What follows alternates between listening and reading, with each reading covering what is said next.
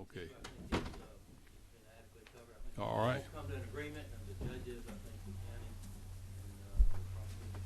Very well. Thank you so much. Is there anyone else who would care to address the committee on Senate Bill 50? If not, we'll close all further public comment, and the bill is now in the breast of the committee. Any discussion among committee members? There be no discussion. The chair will call the question. Do you have a discussion, or you will make a motion? Just a request. Yes, sir. Pull your mic around. And I know kind of how this works on the floor, and I don't really have a problem with the bill, but I just bring up that the county in question is in the circuit that I practice in, and having being defense attorney on that, I just asked to be excused from the vote. Understood. Permitted. And with that, we will entertain any motions. Do we have a motion? Move do pass. Do we have a second? Here's a second. Is there any discussion on the motion? If none, is there any amendments to the motion? There being none, the chair will call the main question, which is due pass of Senate Bill 50. All in favor signify by saying aye. Opposed, like sign. Motion carries. Thank you. Thank you, Senator. Next we have is Senate Bill 62. Senator Ligon, if you're here. He is in the area. Maybe we can, if he's outside somewhere, that'd be fine. He may have thought this other bill would take more time. We're going to, I'm going to make an announcement. We have both subcommittees of this committee meeting upon adjournment of this committee. Now, I think it was announced 3:30 for Representative Jacobs' subcommittee. He's not here yet. I think he had another bill he was also presenting, but I want the members of the committees to please not leave. We're going to need to get a subcommittee going of both Roger Lane subcommittee and Michael Jacobs subcommittee, so please stay in the area for those, if you would, please. You've got a number of bills, Senate bills we're trying to hear today, and we're probably going to have another full committee meeting on Thursday. I want to do it probably Thursday morning at say 10 o'clock, if that's a good time for the committee, so we can try and get those bills put through. Tip off, Mr. Chairman, of Davidson versus Louisville at 1:30. Good. Maybe a good time to break then by them. We can always start at 9 if you need to. I notice we got a handout up here from the Attorney General dealing with, I think, Senate Bill 62. Why don't we get Graham, would you hand these out to the committee members? Yes, sir. I got it from Oh, you already done it. Okay, excuse me. I have old eyes. Let her. We'll go ahead and give one to Miss Travis too.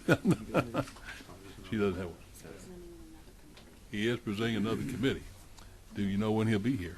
They're going to call us when we get an update. Well, if that's the case, we'll have to stand in recess until we have the senator here to present the bill. There's no one else able to present it, and he's presenting another bill first in another committee. So if you will, please remain in the area. We'll be in recess till he arrives. That's right. Start asking questions. Senator Liggins, thank you. You're here on Senate Bill 62. Yes, sir. Thank you, Mr. Chairman. Let me get organized. Okay. Mr. Chairman, this bill arose out of some efforts of some developers in our area, and apparently this is a concern in other areas of the state as well, and certainly our chairman of the judiciary has an interest in this because it's an issue in his district. And it is. And it's whether or not lands within the state of Georgia can be removed and then used to establish gaming casinos on tribal lands. And of course, there's federal law that governs this, and under federal law there are certain choke points where there can be some input from the states. I mean, you can't get in and actually stop it, but you can give the state could voice its opinion. And what the bill does is try to work into those checkpoints an opportunity for the people of this state through their legislature to say, yes, we think that this is okay, or no, we don't want to do this here because we think that it would have an adverse effect on our surrounding community. We have a Georgia Council on American Indian Concerns. It's part of a state agency. They have indicated their support for this bill because they obviously have concerns with all of the power and influence that outside tribes would have if they were able to come in here and to establish casinos, and they're concerned that they would lose their voice and their position with the state, and that is a very real concern that they have. So they have been very helpful in lending their support for this bill. I've provided you with a copy of the letter from Mr. McCormick, who's the chairman of the council, and it was given to you. I've also given you a copy of a letter which we have from the Attorney General's office, which just discusses the procedures under federal law for gaming to be set up on on tribal lands, and what you have to do to designate the tribal lands. And we drew the bill basically from this letter, trying to identify those areas where the state could have a voice in it. Just looking at the bill, really the first 11 lines are just reciting some findings. First, that there's the Federal Gaming Indian Regulatory Act, that consideration or comments from state and local officials as to the impact of a proposed casino and surrounding community is relevant, and that the governor's approval is a requisite to having lands designated as Indian trust lands. And then on the second page, in lines 30 through 42, it's basically stating that the General Assembly I guess states or gives the opinion of the state by votes of 2/3 of the General Assembly as to whether or not the state would want that to occur on state property. There is an older Attorney General's opinion from the 1950s which indicates that it's the legislature rather than the governors, the executive, which is to give its consent to the alienation of property from under state jurisdiction. And it also, that opinion was taken into consideration in forming this bill as well. So. All right. Have questions from members of the committee for Senator Ligon. I believe first is that yours, Representative Lindsey? Yes, sir. Senator, thank you for bringing the bill, and I certainly understand the concerns of your community that want to deal with it. I do have a question. And actually, it's one of those questions that came up while we were sitting here. Right. And I understand I have to jump. I have to jump between. We all have to jump between committees. All jokes aside, but I am the last section, lines 38 through 42, dealing with the requirement of a 2/3 majority. The state constitution, Article 3, Section 5, Paragraph 5. Indicates the bills must pass by a majority, and I simply want to know, have you looked at whether or not we can constitutionally increase that threshold from a simple majority to a 2/3? Legislatively. Yeah, thank you. Can we legislatively increase that requirement from a simple majority to 2/3, given what's in the Constitution? Well, have you looked at that? We looked at that with Legislative Council, and again, this is a resolution. It's yes, not sir. I mean,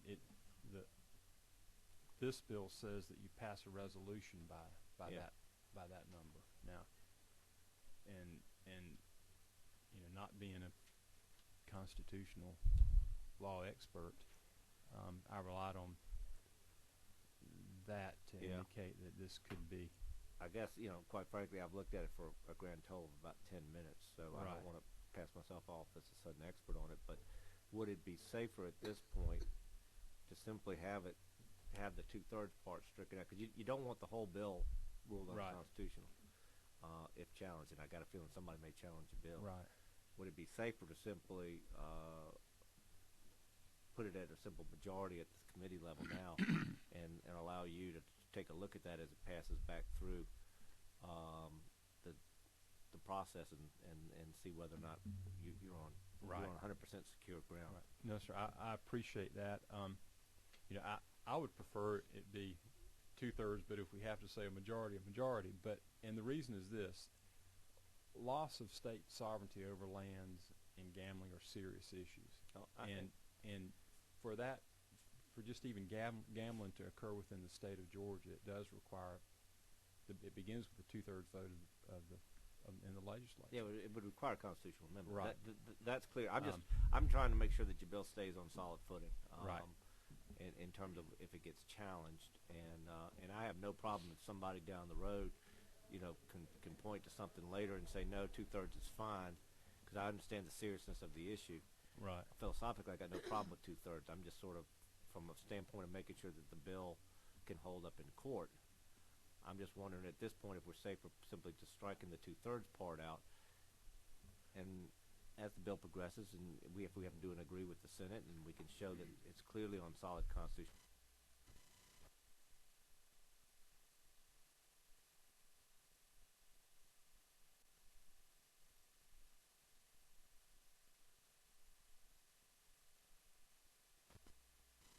Is that, Mr. Crawford, yours? Senator, I just have a quick question about the existing process in reviewing the letter that's been distributed from the Attorney General's office. Yes, sir. And obviously, having now attained the status of recovering lawyer, in addition to which not having handled matters like this when I did practice, as I'm reading this, I understand this to be saying that the existing federal procedure would require the approval of the governor before this could be done anyway. Is that correct?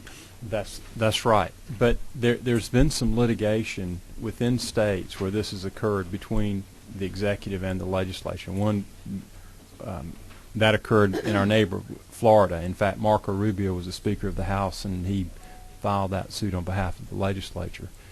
And while certainly we have a good governor, this is just making it clear, based on also an Attorney General's opinion from in the 1950s, that this is how this would have to happen, and the legislature should be able to have the voice and say so in whether or not this would occur.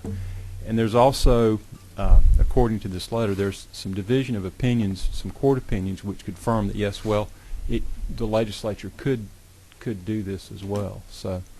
So this is basically just a belt and suspenders approach. Right. To it. Okay. Thank you. Yes, sir. Anyone else? Committee. Let me ask a couple of questions, if I might, Senator. The procedure I see here, well, first let me go back and ask, is there any current trust lands of an Indian tribe in Glenn County? No, sir. As far as I know, there are none in the state of Georgia, and that ties back into why our state tribes have such a keen interest in this, because they have chosen to I guess operate under the laws of the state of Georgia and not have tribal lands, which is like a sovereign nation right. with its completely different set of laws. And so they want to remain as they are. So they either have current tribal property, excuse me, or a trust land of belonging to a tribe. right, you have two one of different- those, two different things. Two different things, right? And neither one of those are in Georgia. Currently in Georgia. They just own property as Georgia citizens, residents. Do they have any large tracts in Glenn County that owned by Indian? No, sir, personnel? there are none. But what you have is you have large developers who will spot lands, and then they will shop for tribes outside of the state, and that's what has happened here, to come in and try to establish trust lands for that tribe, then to bring in the gaming there. Yeah. I read through the letter and the procedures involved, and one of the things, I talked to an individual who called me, and I'm going to give you his name and number. His name is J.C. Weaver, who is a professor and chairs Native American Studies at the University of Georgia. Our attorney this call was talking about your bill, which he had interest in, and his concern is, from a perspective, that one of the things that could use to overcome a state's reluctance to have land established and go through the Secretary of Interior to have this done is an issue of bad faith. They look at bad faith as what has been happening, what has happened, if anything, as far as roadblocks, impediments that may address the reluctance of a state to allow land to be established as trust land. And he's saying this would be a perfect example of what might constitute an issue of bad faith, is having a bill set up a special procedure outside what we currently have as federal law dealing with it. I'm saying that's his way of looking at it. The answer to that is that the lack of clarity in the procedure has resulted in litigation, and we just need to look south to our neighbor in Florida. Okay. Is it lack of clarity, or just lack of procedure? Dispute over the process over who should have the input, who should have the say, and that was at the very core of that lawsuit, which was ultimately decided by the Florida Supreme Court, and they said that the legislature should have done this rather than the executive. So. Okay. Further comments? There being none, we'll ask again from the audience, does anyone wish to speak to the committee on Senate Bill 62? If not, we'll close off further public input, and the bill is now in the rest of the committee. Do we have discussion among the committee members? There being no discussion, the chair will entertain a motion. Do pass, Mr. Chairman. We have a motion do pass. Motion's been seconded. Any discussion on the motion? Wish to make an amendment. All right, well, chair will entertain any amendments, and if you pull your mic up, we'll... If I may, Mr. Chairman, with your permission, I'd like to handle it together since they both deal with the same subject matter. Line 35, after the word action, I would put a period and strike the rest of that sentence through part of line 36. And on line 41... Well, you got a sentence starting on 36.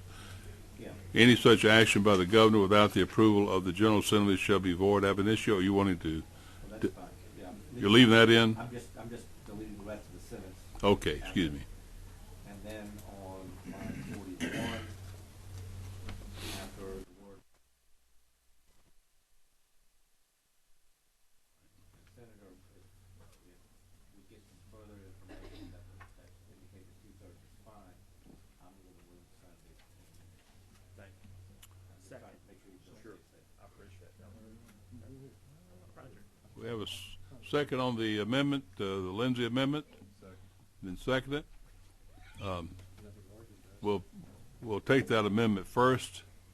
Is there any discussion on the amendment? There being no discussion, the chair will call the vote on the amendment, the Lindsay amendment.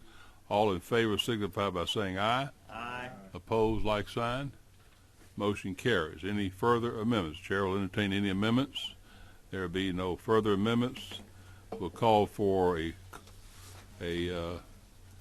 motion which is due pass on Senate Bill 62 now as amended as a committee substitute. Any discussion on the motion? No further discussion. The chair will call the question. All in favor signify by saying aye. Aye. Opposed, like sign. Motion carries. Thank you. Huh? House sponsor. We need a house sponsor. Oh, do you have someone who will be carrying this for you in the house?